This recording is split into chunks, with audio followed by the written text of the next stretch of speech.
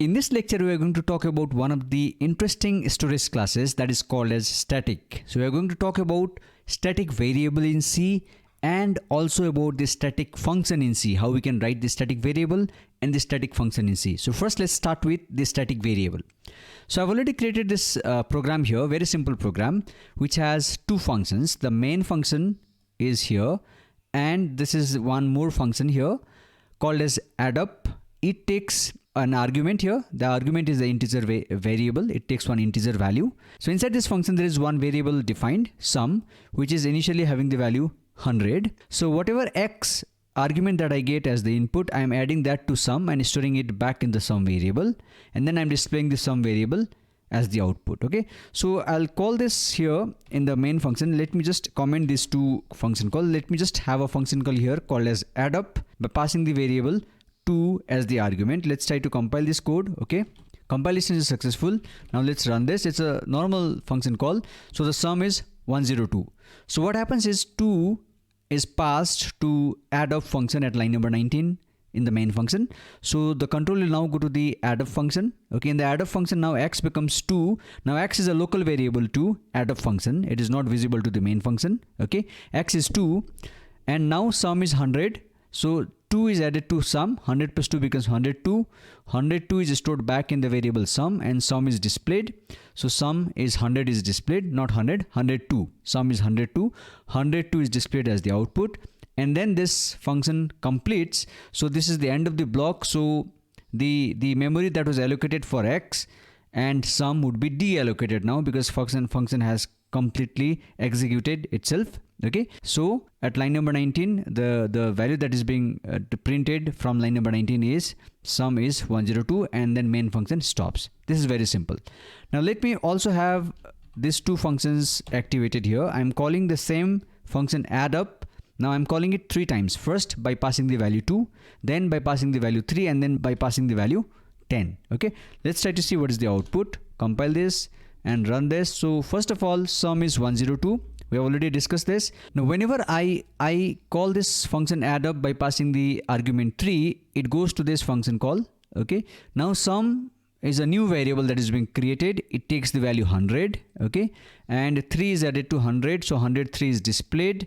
So it will come out of this function. So all those variables are deallocated. It's not there in the memory.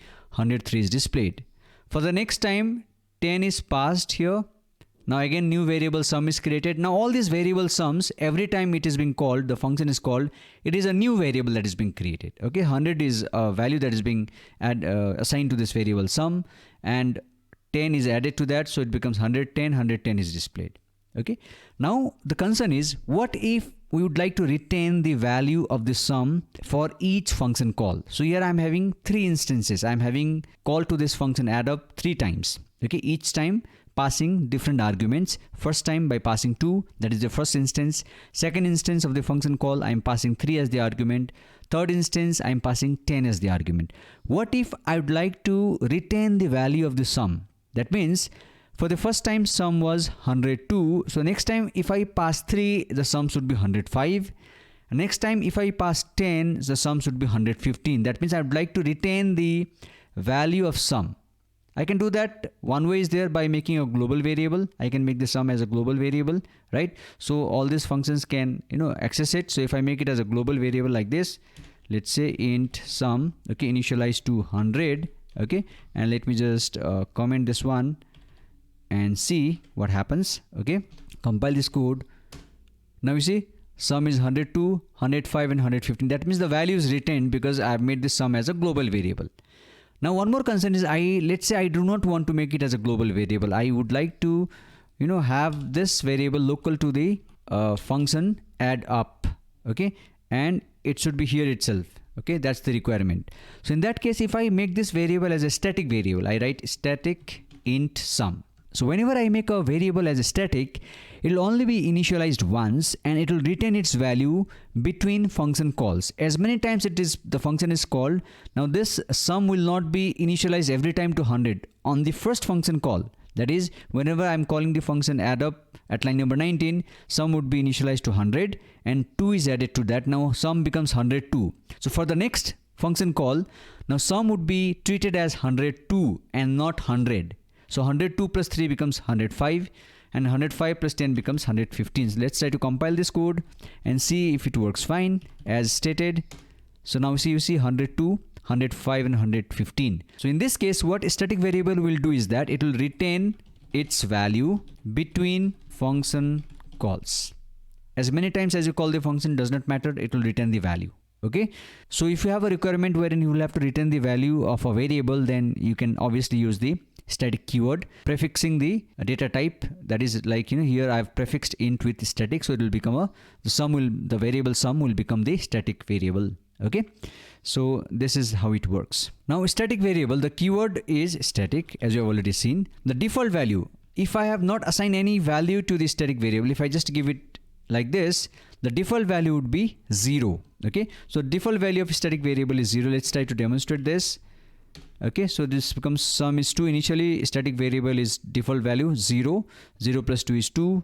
Okay, 2 plus 3 is 5. 5 plus 10 is 15. So the default value is 0. Okay, so I can write the default value for the static variable is always 0. Okay, the scope, what is the scope of the static variable? Okay, so here wherever it is being defined in whichever block. So now this static variable is defined in the block add up, right? So it is only available in this block.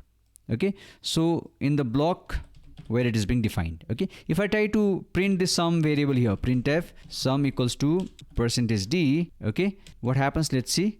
Sum. Okay, now compile this. See, sum is not declared. So this means sum is not available here. It's only available in this block. So it's like the block scope. It is having the scope of a block. Okay, so wherever it is defined, so it is having the block scope. Now what is the lifetime? First you need to understand the difference between scope and the lifetime. Scope is nothing but the portion in which the variable is valid. So variable sum is valid only in this area or in this portion of the code. Okay, now what is lifetime? Lifetime means how long is the variable valid. What is the life of the variable, or how long is the variable alive? Okay, so this is till the end of the program. It is available till the end of the program. Okay, so this is the default value is 0, keyword is static, scope is the block, and lifetime is till the end of the program. Okay, this is the static variable. I hope you have understood how it works. Now let's look at static function. Now static function is very, very important. Now let's say I'm having one very simple program here, a main function wherein I'm trying to find the sum of two numbers 1 and 3. The sum should be 4, but I've defined this sum function, okay, in one more file. This is a multi-file programming. I'm having two files in this program. Okay, so this is the sum function defined in static function1.c. This is the file name wherein this function is being defined. It simply takes two arguments and returns back the sum of these two values a and b. Okay, now I've declared this function here. Okay, int sum, and then I'm using it here. Okay, so if I try to compile this code, I have to include both the files while compiling, static function.c and static function1.c, right? So I compile this code. Now compilation is successful. I execute this, I get the sum as 4. Now how did it work is very simple. Now this is the function. Now by default, whenever I define any function, that function will be of external in nature. So it is as good as writing extern int sum. So it is as good as just writing int sum. Okay, it works fine. See, it works fine. So by default, all the functions that we are defining, all these functions that we are defining are external in nature. That means, some other file can have the access of that function, right? So from this file static function.c, I can have the access of this function. Okay, whether I write extern or not, by default there is extern implicitly appended in any function by default. Okay, all the functions by default are external. That means this function can be accessed from some other files. Now if I want to restrict that, I'll write it here, restrict the access of some function from other files. Let's say I just want to have a restriction that I just want this sum function to be accessed only from this file, that is static fun1.c. Only this file should have the access of this function. So in that case, if I use static just before this keyword int, now what happens is this function has become the static function. It is not external anymore.